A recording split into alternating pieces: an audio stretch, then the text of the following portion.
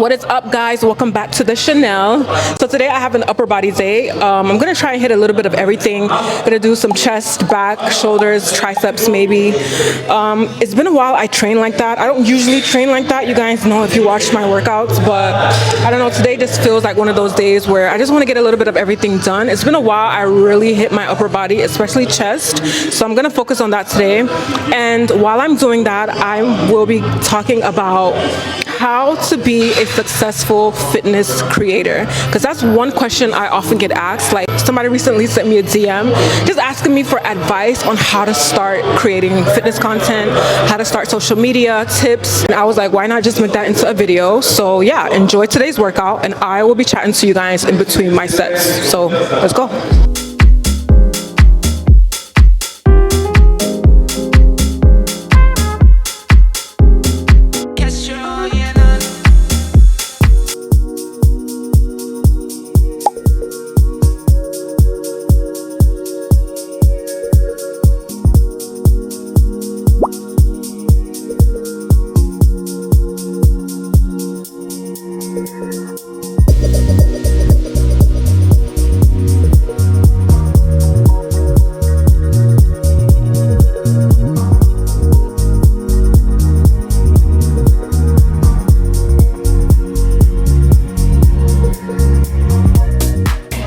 So number one tip when it comes to being a successful fitness creator, and this is not just fitness, I think this is just in general, being a creator in general, you just have to start. I know that sounds very boring, it doesn't sound very innovative, but you have to just start putting yourself out there. I feel like a lot of people always wait for the right time and the perfect time to do something, or you want to make sure that you have the perfect lighting, the perfect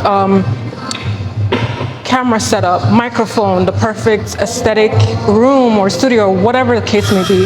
And I understand that we live in a social media age where it's like, it's so saturated and you know, you want to stand out. But at the end of the day, I know a lot of creators who don't have the perfect setup, but they have the personality, they have the message, they have the voice, and people just like them for them, not necessarily how their bedroom looks. So if you're the type of person who's been putting off content creation because you feel like you're not ready or you don't have everything figured out, you're not going to have everything figured out at one particular point in time. So you're just going to end up postponing and pushing things further away, where you're letting time pass that you could put yourself out there, that you can put your content out there. A lot of people are sitting on a lot of really good ideas because they're just waiting to be ready. So that is number one. You just have to start. When I started creating, I didn't have all of that. If you guys go back to my very first videos, this is actually my second channel. I had a channel the first YouTube channel that I created was in 2017. I lost the password, so I created this channel. But go back and watch my first video, my first couple of videos. I was shooting with an iPhone 6 and the camera was broken, very bad lighting. For us to look like a man, so lifting heavy weights won't make you have too much muscles, but it depends. But I remember I used to shoot content in my bathroom because the window was right in my face. So that's how I used to get my lighting. And I was using a very flimsy tripod. It wasn't perfect, you know what I mean? But I still put myself out there, and consistently doing something over the years has gotten me to this point. It's built what you guys have seen today. It's given me the means to be able to afford a DSLR camera and lighting and a microphone and all of that stuff. So this is progressive. If you're lucky enough to have the resources at the beginning, then go ahead, spend the money. But if you don't focus on that, and don't let that be what's hindering you from starting.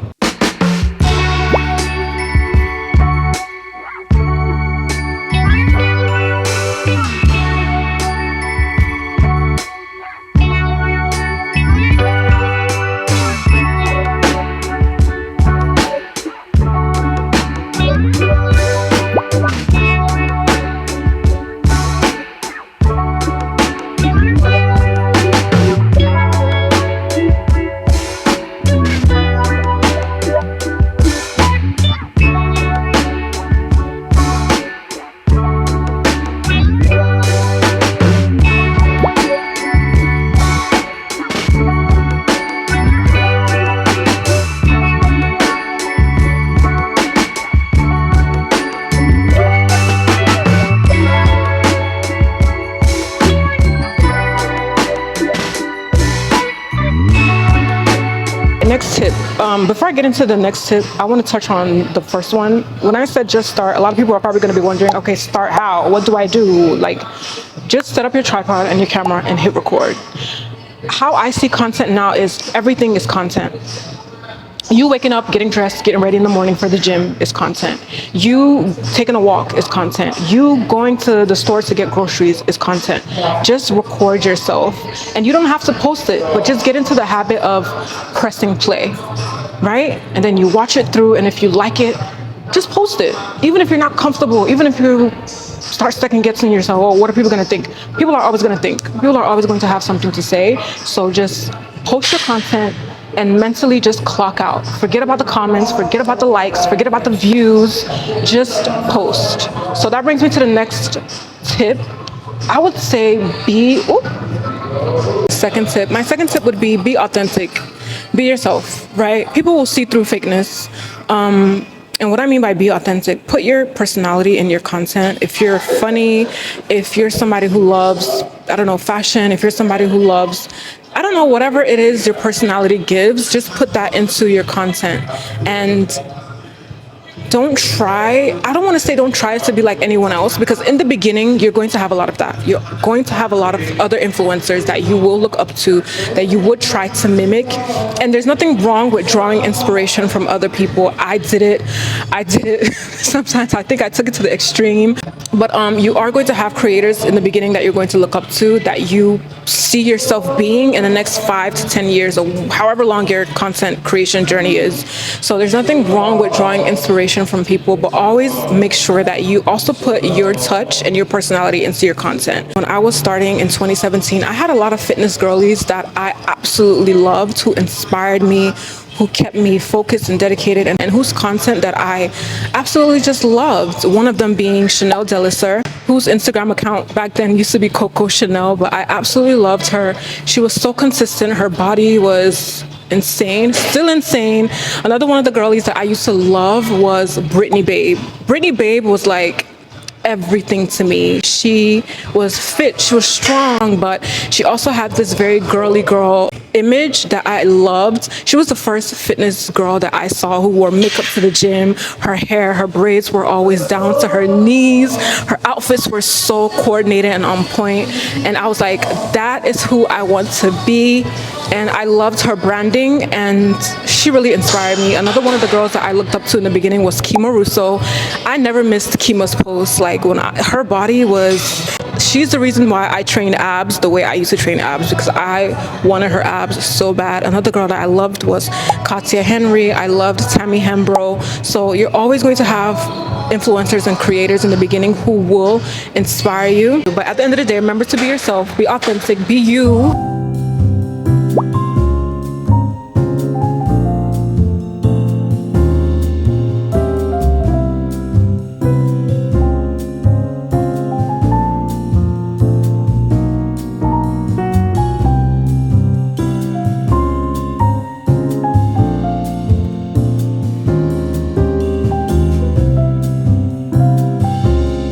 Guys, so that brings me to my third tip, which is don't get too caught up and focused on brand deals and being on brands' PR lists and getting freebies and stuff. Yes, it's amazing, and it's going to come eventually. The more consistent you are, the more you build your content and your page and your profile and your brands are going to take notice, but don't let that be the driving force when you start, right? Because you will get carried away.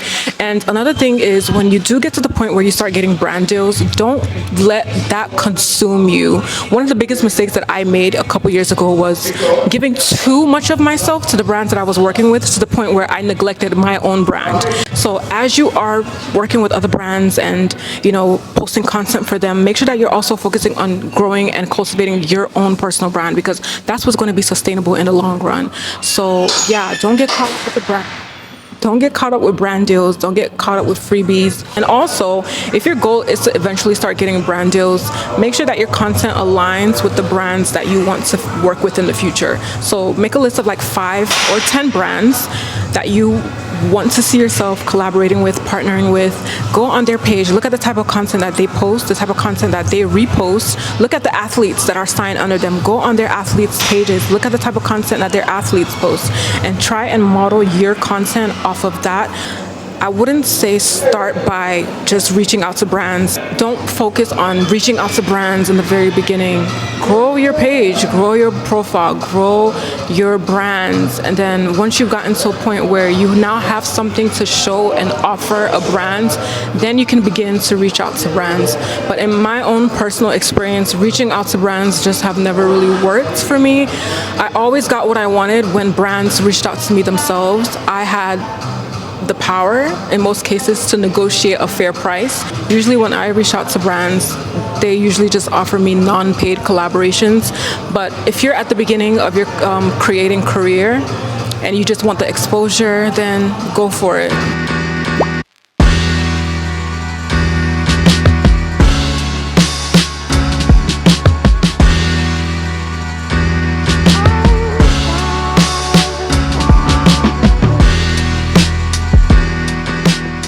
All right, so that brings me to my next tip, which is niche down but stay versatile. Does that make sense? Like, I know we hear it all the time, don't put yourself in a box, don't have one particular type of niche.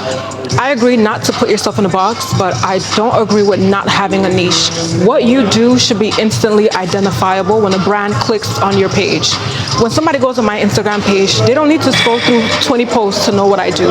It's very clear that I'm a fitness creator, but I also do skits, I also do lifestyle content. So if you're the type of person who is trying to be the jack of all trades, you're going to end up not mastering anything. So it's better for you to be great at one thing than for you to do multiple things and not be great at any of them. And also experiment with different types of content. So do long form content, do short form content, do podcasts, take photos, just show a range of what your interests are, but still within, you know, the same niche. And yeah, don't try to be too distracting, if that makes sense. So do try and have a clear, direct niche so that people know exactly what you do when they click on your profile.